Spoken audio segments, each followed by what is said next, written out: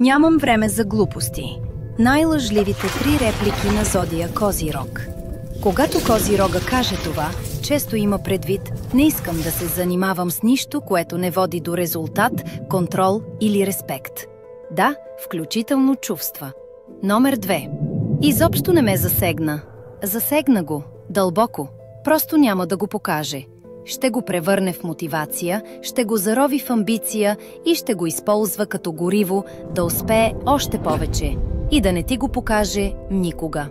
Номер 3. Не съм злопаметен. Козирогът не забравя. Просто не говори. Той пази спомените си подредени като счетоводител, с дати, часове и причина. И ако дойде време да ти ги припомни, ще го направи като в отчет. Това ли са най-лъжливите реплики на зодия Козирог? Сподели в коментарите.